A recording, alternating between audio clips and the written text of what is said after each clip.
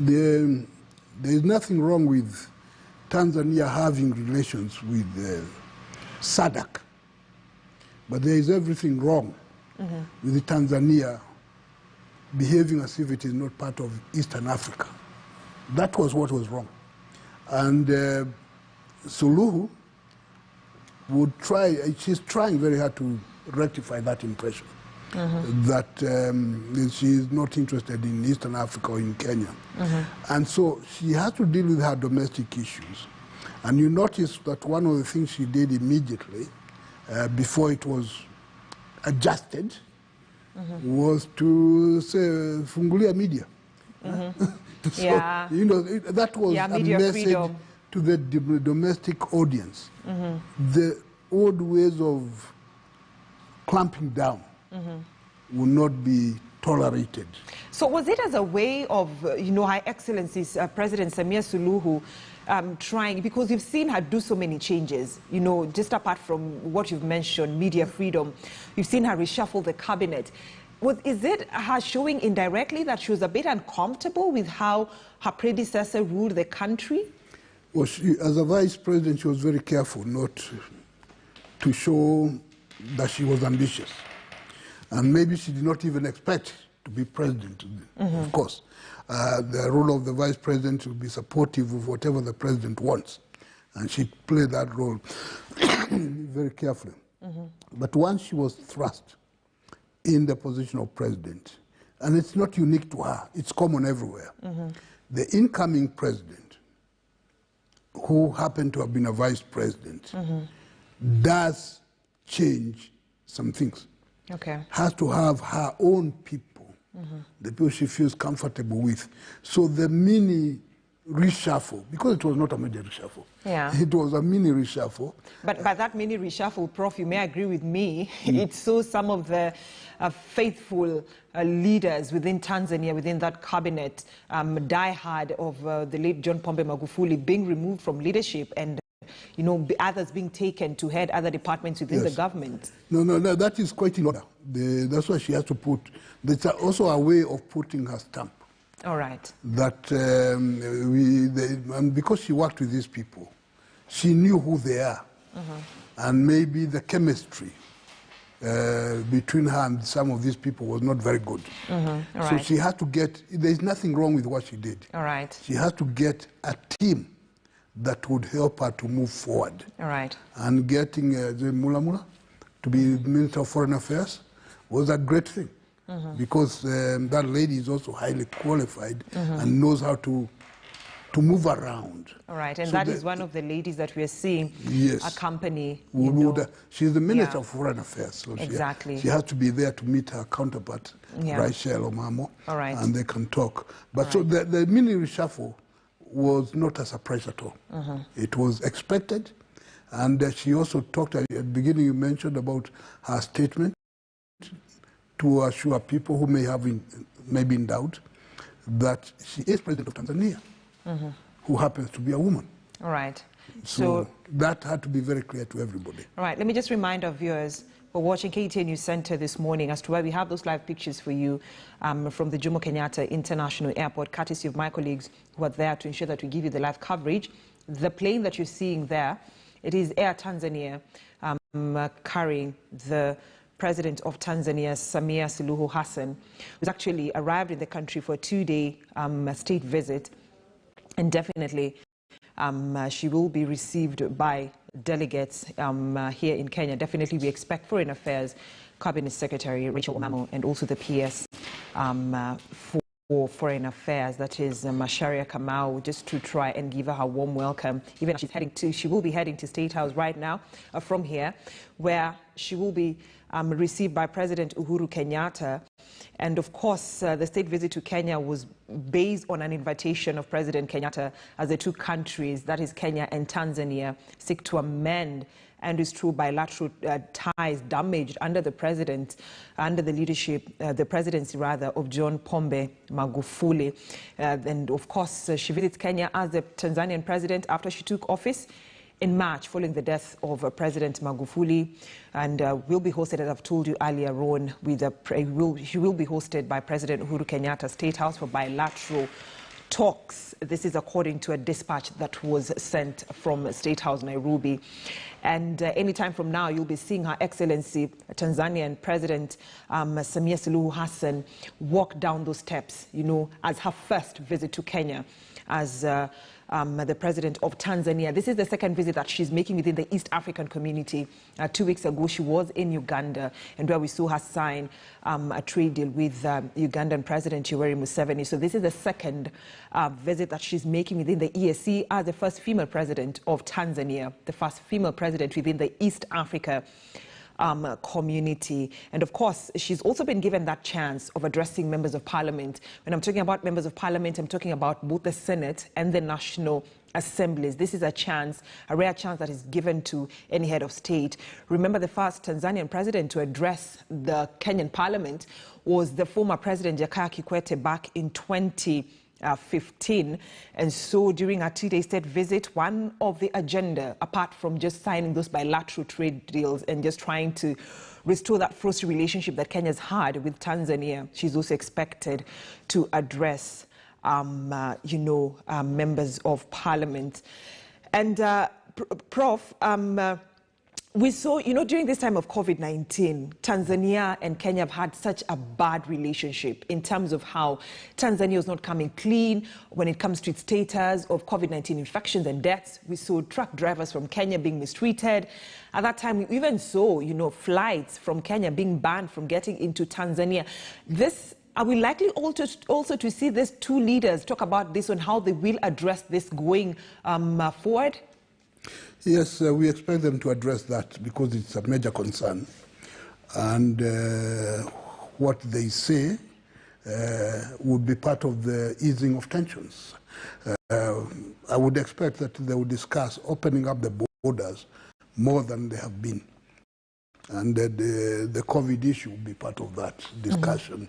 That how do they deal with the disease? Because it is a disease. And from her statements, she has already said it very clearly that Tanzanians cannot bury their heads in the sand. That it is. But at the same time, they need to balance. And this is the message across everywhere in the world, the balancing of how you deal with the disease and the other aspects of the national being. Sometimes some countries are going overboard one way or the other. And the repercussions are the destruction of the economies and the destruction of the well-being. So people complain of dying now of hunger or some other things instead of the disease. So they will discuss, or they should discuss, how to deal with this as a regional problem.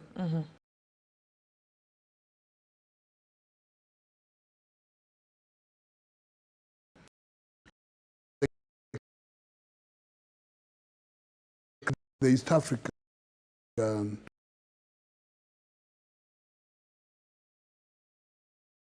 behavior one.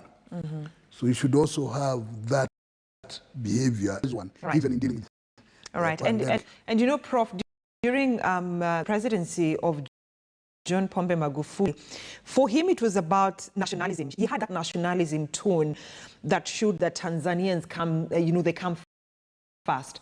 And that's why during that time of COVID-19, he said, hata ikiwezekana wauzie vitu kwa bei ghali, referring to Kenya. Yes. And this frosty relationship that Her Excellency Samia Suluhu is here to address today will also trickle down, to the common mwananchi, the relationship between Kenyans and Tanzanians, especially at the border. Well, you see, John Pombe Magufuli, alikuwa mchokozi, so when he stands up and says, wauzia gali, but she does not want to take that kind of approach. Because the first forces acknowledge that there is a serious disease in Tanzania. Not John Pombe denied. I expect that they'll talk about these things amicably.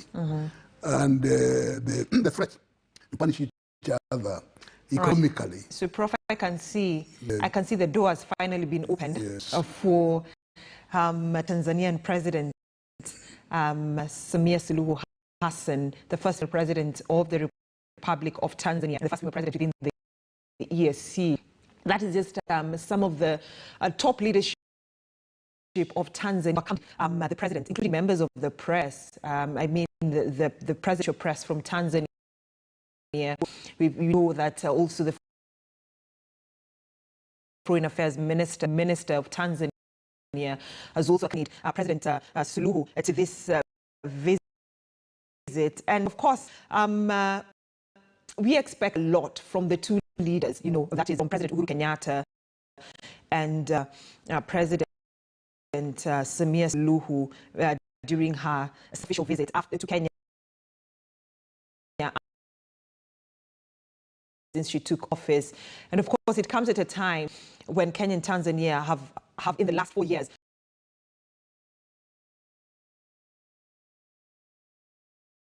had bruising for items such as sugar, milk, and dairy products. And the latest people to feel the effect of the first relationship between Tanzania and Uganda are traders who are saying they cannot access tomatoes from Tanzania. Hence, the price of tomatoes within the country went very high. What even Professor Macharia Muneno was talking to us about, that apart from just sorting out the first relationship, the leadership relationship that Kenya and Tanzania have had, we are also going to see the two leaders talk about nationalism that shows the strength, the relationship between Tanzanians and, Kenyans within the border. Tanzanians were in Kenya here doing business, Kenyans were in Tanzania doing business. And of course, the first relationship has affected bilateral trades between the two nations, and that's why for the last 5 years, during the presidency of John Pombe Magufuli, we saw several business deals and, business trades actually go to Uganda, prompting a series of meetings, which including a summit in Arusha from November 12, 2016, last year, to try the frosty ties. And today, the two leaders sat down to talk and try to address the relationship, the frosty relationship that in having. There you have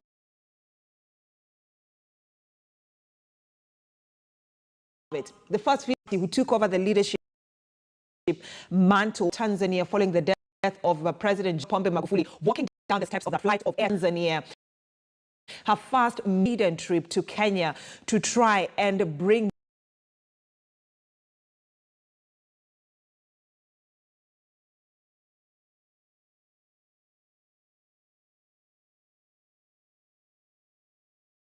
more trade deals to this, taxes and market access right for items such as sugar, milk, and dairy products, including, that openness in terms of trying to sort out the issue of COVID-19. We saw truck drivers from Kenya having a difficult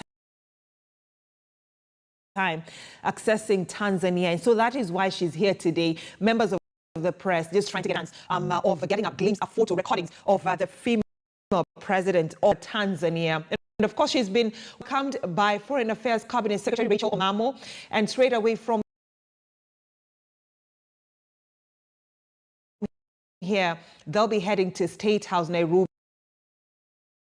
where she is being waited for by the President of the Republic of Kenya, President who's also the chair of the ESC. And definitely for the next 2 days that she'll be here in the country, she's expected, apart from just signing those bilateral trades and trying to sort out the relationship that we've been having with Tanzania for the last 5 years, she's expected to address members of the rest. And Prof, when I saw her walking down those steps, she was taking that bold step of, I have actually arrived in Kenya to bring a solution. Yes, it was confident walk down the stairs of